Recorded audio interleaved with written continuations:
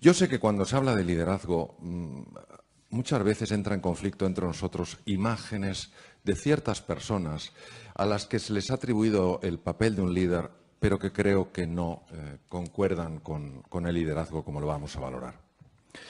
Vamos a hablar del liderazgo basado en el servicio, no de aquel que manda, sino de aquel que sirve. No de aquel que dice exactamente lo que hay que hacer, sino que inspira para que otras personas descubran lo que es posible hacer. Hablamos de un líder que ha librado la batalla más difícil que se puede librar, que es con uno mismo, con su propio ego, con su propia obsesión por el control, por dominar. Recordemos que Nietzsche, este filósofo que ha tenido tantísimo impacto, decía que el ser humano, el hombre, es voluntad de poder. No decía que tiene, sino que es. Independientemente de la visión que este filósofo tuviera, no cabe duda que esta ansia de poder, esta ansia de dominar, de manipular, está presente en algunos de los rincones más oscuros del ser humano. Por otra parte, a veces se confunde el líder con la posición, y no es la posición la que hace el líder, es el líder el que hace la posición. Esta obsesión por el estatus, por el reconocimiento, por la valoración, por ser el que más sabe, el que tiene la última palabra, mata la cooperación, destruye la armonía y lo último que hace es favorecer que las personas afloren su mejor versión. Y finalmente está esta imagen del líder popular. Vamos a ver. Don Alfonso habla mucho y para mí con enorme acierto de los valores. A veces dar la cara por los valores no es popular. Un líder que quiera ganar un concurso de popularidad nunca defenderá los valores, por tanto no es un líder. Había un chico adolescente que estaba ingresado, estaba muy grave, muy enfermo. Tenía una sepsis o septicemia, es una infección de la sangre por bacterias, virus. ¿Cuál es el problema de la sepsis? Que una vez una bacteria o un virus ha localizado los vasos sanguíneos, ten en cuenta que tenemos más de 40.000 kilómetros de vasos sanguíneos, es más que el perímetro de la Tierra, es espectacular. Una vez que las bacterias han encontrado esa avenida de tantos carriles, van a todos los órganos y empiezan a hacer de las suyas. Le habían afectado ya al sistema respiratorio, por eso estaba intubado, necesitaba asistencia con un ventilador, necesitaba soporte cardíaco, le estaba afectando al corazón, había bajado el gasto cardíaco y ya le estaba empezando a fallar el riñón. Cuando 3 órganos fallan, la posibilidad de que ese enfermo fallezca sube exponencialmente. ¿Qué estaba causando este problema? ¿Cuál era el origen de la sepsis?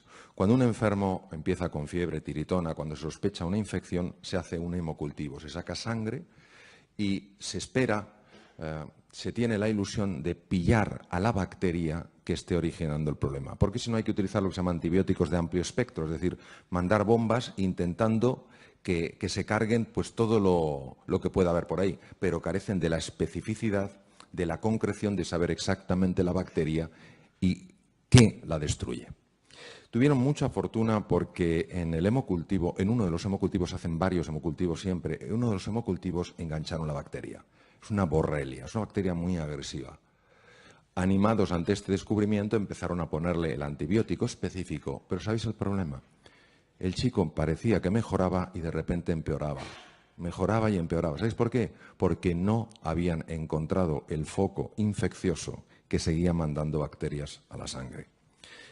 Es difícil describir la tecnología del hospital en el que estuve, pero algunos de los principales inventos en medicina últimos se habían hecho en su hospital. Le habían hecho de todo, no encontraban el origen.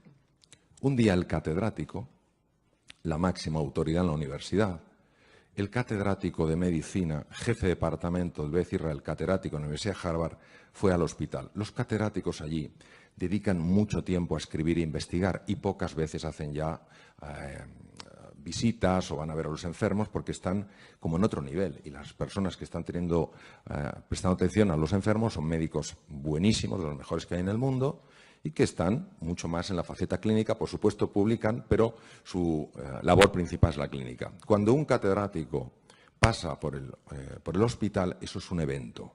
Y en ese evento pues intenta apuntarse todo el que puede. Hoy sabemos que hablan 2 personas extraordinarias, que las tenemos aquí, y os apuntáis un montón de personas porque os apetece oírlas. Bien. El catedrático pasó por la unidad de cuidados intensivos y le informaron de la situación del chico.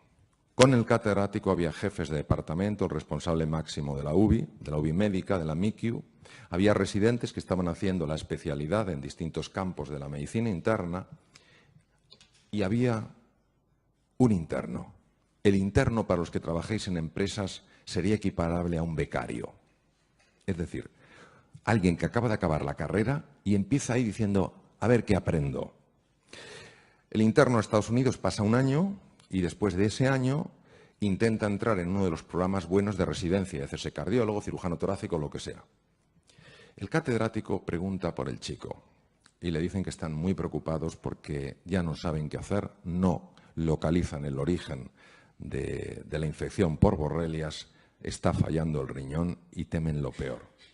Y en ese momento, el becario, el último mono de a bordo, para que nos entendamos, de manera espontánea lanza una pregunta. ¿Alguien le ha mirado detrás de las orejas? A ver, en esta vida, si haces una pregunta rara, te pueden pasar varias cosas. La primera, que nadie te oye. No sabes cómo, pero nadie te ha oído. No importa que grites. La segunda es que te oyen y te miran raro. Y la tercera es que te oyen, te miran y preguntan, ¿quién es este? Bien. Quiero que entendáis de lo que estamos hablando. Estamos hablando de un catedrático de medicina interna de la Universidad de Harvard, reconocido en el mundo entero por sus libros, sus publicaciones, por su trayectoria, y un chico que acaba de terminar la universidad. Es decir, David y Goliat. ¿Qué es lo que sucede normalmente?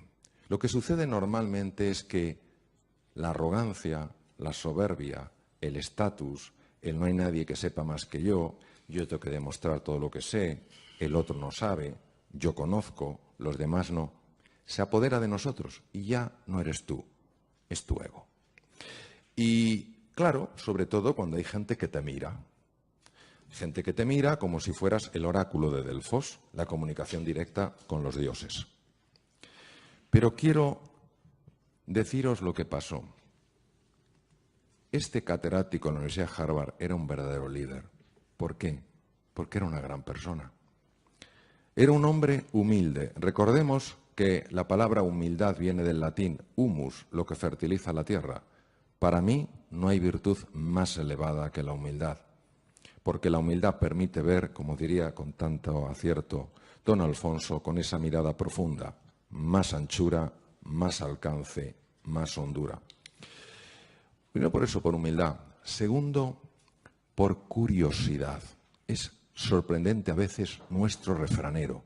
La curiosidad mató al gato. ¿Qué habría sido del ser humano sin curiosidad? Si cuando vio el fuego, probablemente porque un rayo chocó o golpeó unos leños, si no se hubiera quemado, si no se hubiera acercado, ¿qué sería del ser humano? Este hombre tenía curiosidad. Y para este hombre era más importante conocer y aprender que quedar bien. Este hombre sabía lo que era importante en la vida. Para él solo había algo importante, un adolescente que se estaba muriendo. Lo más importante no era su estatus, lo más importante no era controlar quién es, por qué habla, no tiene derecho, no le he preguntado. Y entonces, ante la pregunta, se quedó sorprendido y la transmitió al equipo. ¿Alguien le ha mirado detrás de las orejas? Imaginaros la cara de la gente. Pues no. Dijo, pues mirarle. Detrás de la oreja izquierda apareció una garrapata. Estaba matando a este chico. Las garrapatas en Estados Unidos transmiten en algunos sitios enfermedades sumamente graves. Pues hay que tener mucho cuidado. Cuando vas a unos bosques en Estados Unidos pone warning ticks, cuidado garrapatas, porque una garrapata, aquí donde la veis, puede vivir hasta 40 años. Tiene entre las patas delanteras un órgano que se llama órgano de Heller, y con el órgano de Heller ella detecta el olor de ácido butírico de un mamífero o el calor y salta. Y entonces inyecta un anestésico para que no la aplasten, perfora, mete la cabeza y las patas delanteras. Por eso, aunque alguien le limpien, le lave en un hospital con esponja, no se te va la garrapata. El catedrático fue, además, capaz de reconocer porque si el catedrático no hubiera querido, este caso jamás se habría publicado. Entonces, sencillamente lo que os quiero transmitir es lo siguiente. El liderazgo no es una posición, es una forma de ser y de estar en la vida. El liderazgo es inspirar a otras personas para que crean en sí mismos, en sí mismas y desplieguen su potencial. Decía el gran filósofo Emerson que la mayor desgracia de un ser humano es no encontrarse a alguien que le ayude a lograr lo que es capaz de lograr. Un líder mueve desde su ejemplo, no desde su palabra. El liderazgo es siempre visual.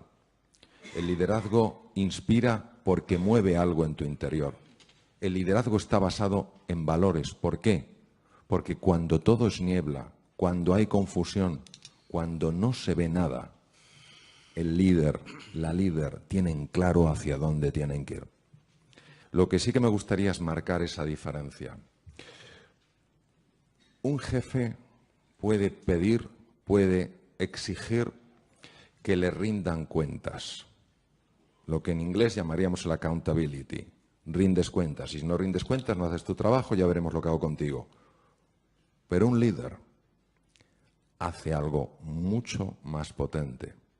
No solo las personas rinden cuentas de lo que se espera de ellos, las personas dan en base a lo que se espera de ellos.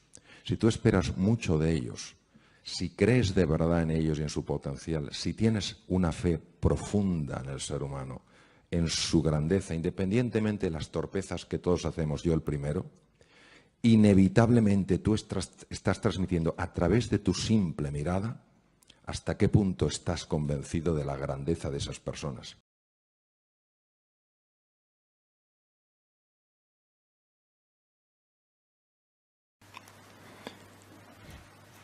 Yo tengo un primo, yo soy cirujano general del aparato digestivo, pasé 26 años ejerciendo cirugía, y yo tengo un primo muy guasón que me decía: tú eres un fontanero de cañerías blandas. Y francamente me dolía. Pero muchas veces miramos el tubo digestivo y dices, curioso, me tomo una patata y sale otra cosa. Y entre medias lo bueno se ha quedado dentro. ¿Qué os parecería si os dijera que uno de los factores más importantes para la regeneración del tejido cerebral, uno de los factores más importantes para tener una buena memoria, para aprender deprisa, se llama BDNF? BDNF pertenece a una categoría de neurotransmisores llamadas neurotrofinas, descubiertas por Rita Levi Montalcini, que ganó el Premio Nobel de Medicina y Fisiología italiana y murió con 102 años. ¿Qué os parecería si os dijera que una de las fuentes más importantes de BDNF es el tubo digestivo? Que puedes tener problemas de memoria por problemas del tubo digestivo.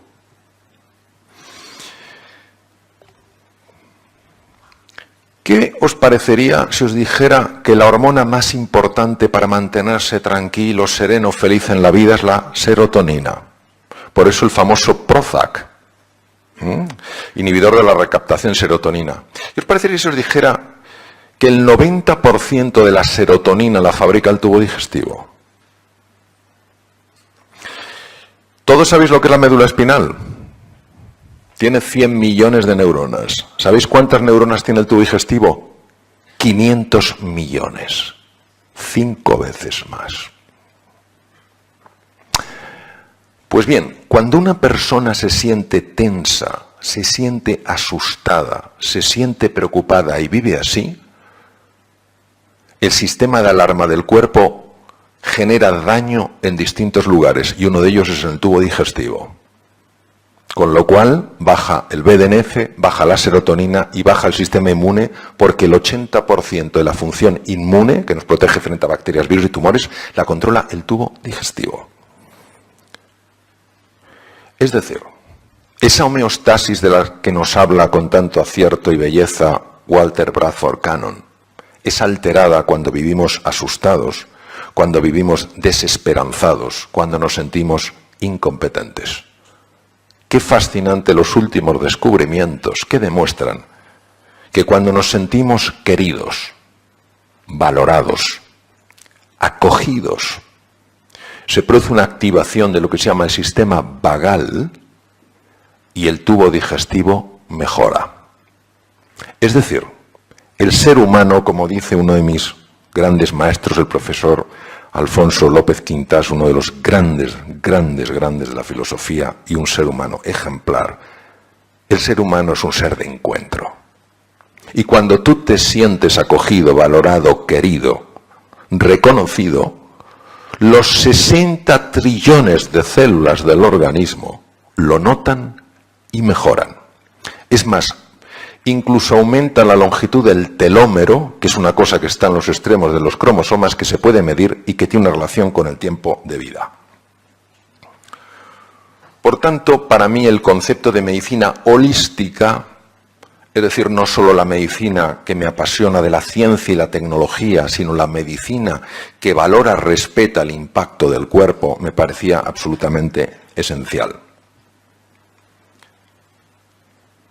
Y es verdad que además del cerebro con sus 100.000 millones de neuronas, 100.000 billones de conexiones, está el cerebro del corazón. El corazón tiene 40.000 neuronas. Diréis que pocas. Sí, pero el campo magnético que produce es 5.000 veces más potente que el del cerebro. ¿Sabéis lo que se llama un torus cardíaco? ¿Sabéis que estamos emitiendo un cambio en el campo electromagnético a 3 metros de distancia? Los demás sienten si nuestro corazón está en paz o está en guerra. Y hay mucha investigación en esto. ¿Sabéis que cuando el cerebro, el corazón y el tubo digestivo se sincronizan, cambia radicalmente el funcionamiento del cerebro? Y se produce una sincronización de ondas cerebrales y la persona llega a niveles mucho más altos de inteligencia, de memoria, etc. ¿Por qué nos olvidamos de estos recursos que el ser humano tiene? Al final nos encontramos con que a todos nos gusta el control, la seguridad, que nos valoren, que nos den importancia, tener un estatus, que nos acojan. Y esto es muy agradable. Que vayas a un restaurante, que te traten con afecto, que te reconozcan, oh, bienvenido, no sé qué, que vayas a un sitio, que te traten con cariño, es muy agradable. Pero cuando el control, la seguridad, el estatus y el pertenecer se convierten en nuestra obsesión, se transforman en una cárcel. Y cuando no te hacen todo el caso que te gustaría que te hicieran, experimentas una frustración sorprendente. Cuando el mundo se mueve, una angustia insuperable. Cuando no te acogen como te gustaría que te acogieran, una sensación de soledad infranqueable. Y en un mundo como el actual, un mundo buca, volátil, incierto, ambiguo y complejo, ¿entendéis por qué los niveles de ansiedad no paran de subir y los de su prima hermana, la depresión? Lo que he pretendido, lo que he buscado, es ayudar a través de lo que escribo a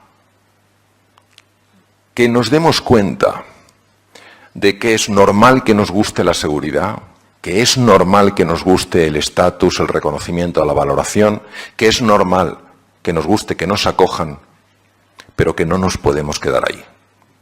Que el verdadero crecimiento, la verdadera magia, la verdadera evolución de un ser humano es cuando abraza la aventura, cuando ve en la incertidumbre no un peligro sino una oportunidad. Cuando se ocupa, no solo se preocupa, sino que se ocupa en crecer por dentro. Y cuando en su vida es una prioridad añadir valor a la vida de los demás.